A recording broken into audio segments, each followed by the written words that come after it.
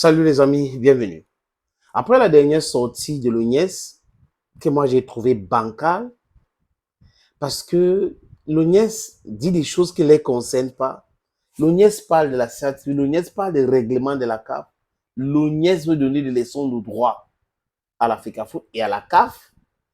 L'ONIES nous dit que la certitude sera incapable de faire ci, de faire ça, les amis. On a compris que c'est de l'acharnement contre la personne du président de la Fédération camerounaise de football. Ça n'a rien à voir avec le football. Parce qu'on a créé l'ONIES pourquoi? C'est très important comme question. On a créé l'ONIES pourquoi? L'ONIES pour gérer les stades. Un point sur tout le reste, gérer les stades suppose quoi? Entretenir les stades et louer les stades. Et les gens de l'ONIES, si à la fin du mois, ou comme à la fin du mois, ils reçoivent les salaires, ils disent quoi? Qu'ils font quoi les stades? On loue ça. Qu'est-ce qu'on fait de ça, les amis? Dans les autres pays, ce sont les mairies qui gèrent les stades. Mais chez nous, on a créé toute une structure budgétivore incompétent de par les différents sorties, les amis, on peut analyser, hein, parce que c'est les faits. On comprend que là, on n'est pas en train de parler de football, on parle de tout sauf le football. Donc, Bel Joseph Antoine, c'est un élément très utile dans cette cacophonie-là. On est dans la kleptocratie, les amis. Il y a un Camerounais qui est très en colère, qui a écrit à Bel Joseph Antoine et par ricochet à l'ONIES. Il s'appelle Zambo Nanga. Il dit ceci: cher Jojo, tu fais honte. Permettez-moi de vous faire part de ma profonde consternation quant au contenu de votre courrier, qui non seulement révèle une incapacité manifeste à gérer les infrastructures sportives nationales, mais jette également une ombre déshonorante sur la capacité du Cameroun à organiser un simple match international de qualification pour la Coupe d'Afrique des Nations prochaine. Primo, incohérence de pair avec la prévarication. Vous affirmez que l'utilisation du stade Roum de Adja de Garoua n'est pas envisageable en raison de diverses contraintes techniques et logistiques. La surprise surprenante que des infrastructures ayant accueilli des matchs internationaux soient soudainement jugées inappropriées, et ce, à la dernière minute. Cela soulève des questions légitimes sur la gestion et maintenance de nos stades nationaux. Comment est-il possible qu'un pays qui aspire à être un leader sportif en Afrique soit incapable d'assurer la disponibilité permanente de ses installations sportives? Il est d'autant plus surprenant que les autorités en charge de la gestion des stades se contentent de jouer des spectateurs actifs et nocifs, alimentant un conflit nauséabond. Ces mions en donneur de leçons et rapporteur de la fiche présence ou la fiche de présence des différentes institutions qui travaillent en synergie habituellement avec l'Africa Foot, avec des sous-entendus de trafic d'influence, se transformant en vuvuzela sortant du cadre qui est le sien et dont l'incompétence et l'inutilité creusent nous sautent aux yeux, tout en érigeant en ventriloque des services sollicités pour imposer des choix déconnectés des réalités et des attentes de la Fédération camerounaise de football. Avant d'invoquer les articles de règlement de la CAF, il faut vous assurer de leur comprendre, de leur compréhension complète. Les articles cités ne stipulent en aucun cas une interdiction d'utiliser le stade Omnisporum d'Adja, mais plutôt la nécessité de veiller à ce que les infrastructures répondent aux normes exigées. Ce qui est en question ici n'est pas l'inadéquation du stade, mais plutôt l'incapacité des services compétents à s'assurer de sa conformité dans les délais requis. Ensuite, comment c'est à vous qu'il faut rappeler que le règlement de la CAF ne doit pas être utilisé comme un bouclier pour justifier des défaillances locales en matière de gestion.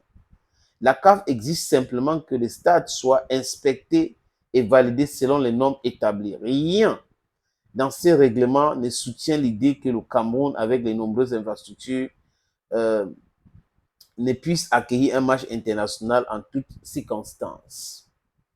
L'interprétation du règlement de la CAF doit être faite de manière à garantir que les événements sportifs se déroulent dans les meilleures conditions, ce qui inclut la possibilité de jouer à Garoua. Insister sur des interprétations restrictives et erronées nuit à la réputation de notre pays et démontre une mauvaise gestion des infrastructures sportives du pays, que vous êtes à la fois nul et inutile.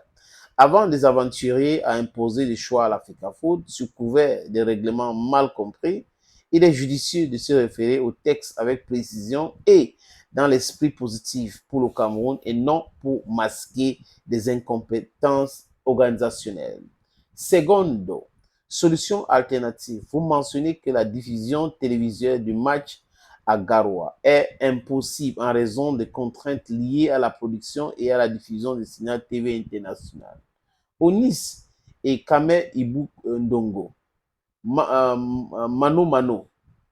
Enfin, deux entités qui collaborent étroitement, l'un fait le travail de l'autre, nous rappelant fortement avec une aisance déconcertée que les milliards de redevances audiovisuelles n'ont jamais servi à faire de notre télévision nationale une chaîne de télévision à proprement parler, mais plutôt un plat de salade pour prévaricateurs avancés.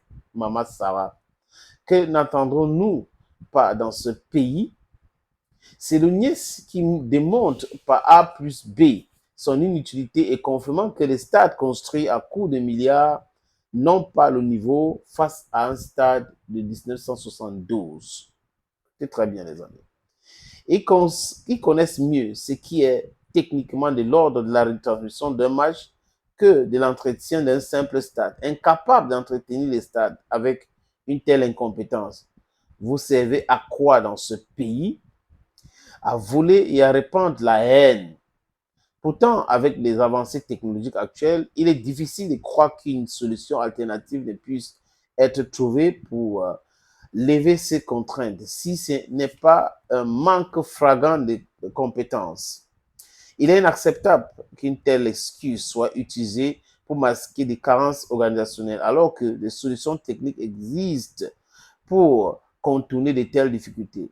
Vous avez même pris le soin de calculer la vitesse pour parcourir les 920 km qui séparent le nord-ouest ou le Nozo de Garoua. Tessio, excès de sorcellerie. Au lieu de chercher activement des solutions pour que le Cameroun puisse jouer sur son sol, vous préférez vous retrancher derrière des contraintes artificielles. Cette approche témoigne non seulement d'une ignorance ignorante, mais aussi d'une envie de mettre la vraie cacophonie et de faire de nous la risée. Pourtant, votre vache à lait, le Cameroun vous donne plus que à manger, au point où vous en êtes devenu boulimique. Vous avez vendu la honte à qui? Quato, des petits esprits nocifs pour le Cameroun. Face à cette incompétence notoire, à cette incapacité affichée à gérer correctement nos infrastructures sportives, il est plus que pertinent d'envisager de jouer ce match à l'étranger, notamment au Gabon, en Guinée équatoriale ou encore en Afrique du Sud, où la Namibie elle-même organise ses rencontres. Ce choix, bien que regrettable, serait moins honteux que d'admettre que le Cameroun, un pays de football, ne peut accueillir un simple match international dans l'un de ses stades. Il faut que le Cameroun cesse de subir la honte de se voir imposer des décisions aussi absurdes que préjudiciables à son image internationale. Il est grand temps que ces autorités assument leurs responsabilités et cessent de ruiner le pays avec des justifications aussi infondées qu'humiliantes. De toutes les façons, le temps est maître du temps. Le directeur de l'ECAM dit que les inscriptions se terminent le 31. En fait, il rappelle aux Camerounais d'aller s'inscrire. C'est de ça qu'il est question, les amis, cette sortie. C'est quand même une honte. Et il fait une analyse froide et c'est correct de bout en bout. Ceux qui sont normalement constitués, qui analysent sans parti pris, vont comprendre que c'est une honte. C'est une machination contre la Fédération camerounaise de football qu'ils ont déjà déclenché depuis un bon bout. Thank you, friends, and bye-bye. Opportunité en or à Douala, terrain à vendre, 560 mètres carrés. Vous voulez construire un centre commercial, un hôtel, vous voulez construire votre propre maison à vous, vous voulez ouvrir une station de service, c'est à vendre, les amis. Je répète encore, c'est à vendre, ce terrain. Voilà donc l'opportunité que je vous présente là. C'est 560 mètres carrés, je répète. Et le terrain est titré. Nous allons vous laisser le temps de vérifier, parce que c'est très important. Donc, ce n'est pas le genre de terrain où il y a un problème. Non, non, non. C'est en plan Bonappuiseau, à côté de la route. La route ceinture ce terrain. D'un côté, il y a une route en pavé. De l'autre côté, c'est une autre route bitumée. C'est abordable le prix, hein, donc on peut discuter du prix. Si vous êtes intéressé, appelez-moi à travers les deux numéros que vous voyez à l'écran là, 6 80 87 37 37 ou le 6 96 17 60 34. Et les numéros, le premier numéro passe sur WhatsApp, donc vous pouvez nous envoyer un WhatsApp ou vous nous appelez simplement. Et l'autre numéro, c'est uniquement par appel simple, les amis. Donc, voilà donc cette opportunité que j'ai décidé de partager avec vous. Contactez-moi si vous êtes intéressé.